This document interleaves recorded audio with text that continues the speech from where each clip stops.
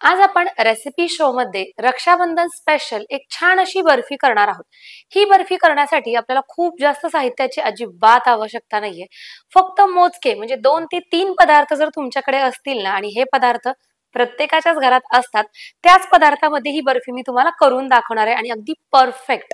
चला तर मग रेसिपीला सुरुवात करूयात। ही बर्फी करण्यासाठी आपल्याला ओला नारळ लागणार आहे। तर इथे तुम्ही बघू शकता अशा पद्धतीने या नारळाच्या वरची जी काळी पाट असते ती काढून घेतलेली आहे आणि असे त्याचे तुकडे करून घेतलेले। आता आपल्याला काय करायचंय, हा जो नारळ आहे ना चिरून घेतलेला एका मिक्सरच्या भांड्यामध्ये टाकून घ्यायचा आहे आणि हे मिक्सरला फिरवून घ्यायचंय।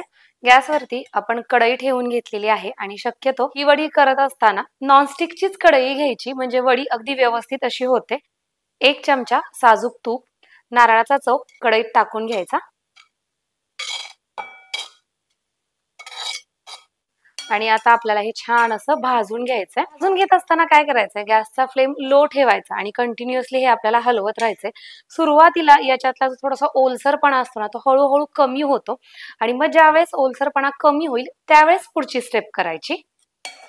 इथे तुम्ही बघू शकता सुरुवातीला ज्यावेळेस आपण नारळ याच्यामध्ये टाकला होता तर त्यावेळेस तो ओलसर अशा पद्धतीचा होता आणि आता एक साधारण 5 ते 6 मिनिटांनंतर अशा पद्धतीने हा मोकळा झालेला।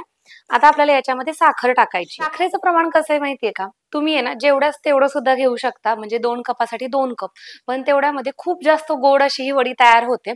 त्याच्यामुळे इथं मी काय केलेलं आहे, माझं हे प्रमाण आहे, तुम्ही याच्यापेक्षा थोडीशी जास्त सुद्धा घेऊ शकता। 1 कप भरून घेतलेला आहे, वरती पाव कप म्हणजे मी एकूण मिळून 1.25 कप साखर याच्यामध्ये वापरलेली आहे।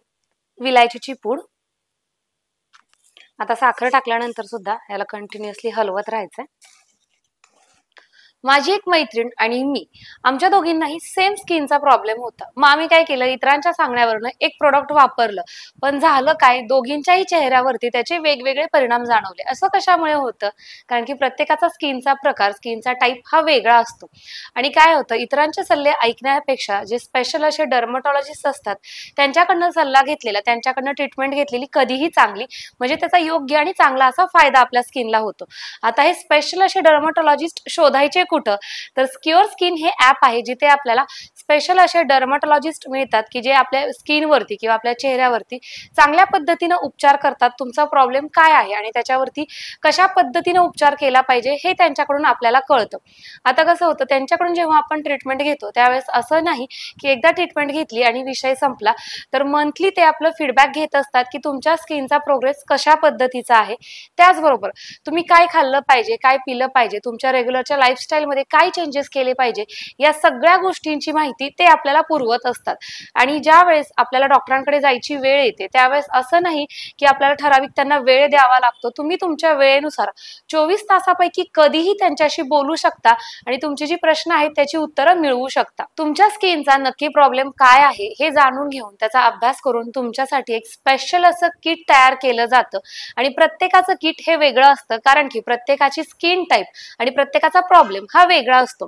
1499 रुपयाच्या किट वरती तुम्ही जर माझा पूनम 100 हा कुपन कोड वापरला तर तुमचे 100 रुपये कमी होतील। क्युअर स्किनची लिंक तुम्हाला डिस्क्रिप्शन मध्ये देत आहे, एकदा नक्की चेक करा। 3 ते 4 मिनिट झालं, हे कंटिन्युअसली मी हलवत आहे। वड्या करायला घेण्यापूर्वीच अशा पद्धतीने ताटाला तूप लावून घ्यायचं, म्हणजे परत जास्त गडबड होत नाही। आता तयार झालेले हे मिश्रण ताटात ओतून घ्यायचं।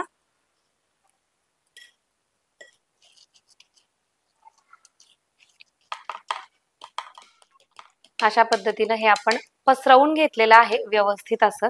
आता याच्यावरती इथं मी काय करते, ह्या गुलाबाच्या पाकळ्यात सुकलेल्या हे मिश्रण सेट करायला ठेवतानाच आपल्याला अशा पद्धतीने ह्याच्या ज्या वड्या आहेत त्या पाडून घ्यायच्या। ही आपल्याला साधारण अर्धा ते 1 तासासाठी अशाच पद्धतीने सेट होण्यासाठी ठेवून द्यायची। तुम्ही फ्रीज मध्ये सुद्धा ठेवू शकता किंवा फ्रीजच्या बाहेर सुद्धा ठेवू शकता। बर्फी थंड झालेली आहे तरीही हलका असा कोमटसरपणा आहे, पण मला तुम्हाला दाखवायची गडबड झालेली आहे तर त्याच्यामुळे मी कट करायला घेतेय। आपण मगाशी जे कट केलते ना त्याच्यावरती परत एकदा अशा पद्धतीने हा चाकू फिरवून घ्यायचा। तर इथे तुम्ही बघू शकता अतिशय सुरेख अशा पद्धतीची आपली ही वडी पडलेली आहे आणि अशाच पद्धतीने इतर सर्व वड्या तयार झालेल्या आहेत।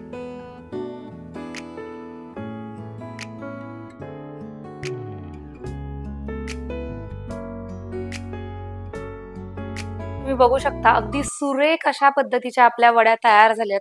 वेळ तर तुम्ही पाहिलेला आहेच, अगदी 15 ते 20 मिनिट हार्डली लागतात. फक्त थंड होण्यासाठी काय वेळ लागेल तेवढाच काय तो. ह्या रक्षाबंधनमध्ये ही वडी नक्की ट्राय करा. तुमच्या घरच्यांना नाही, तुमच्या भावाला ही वडी नक्की आवडेल. चला तर मग आजची ही रेसिपी तुम्हाला कशी वाटली हे सुद्धा कमेंट करून सांगा. परत एकदा भेटूयात अशाच एका छानशा रेसिपी सोबत.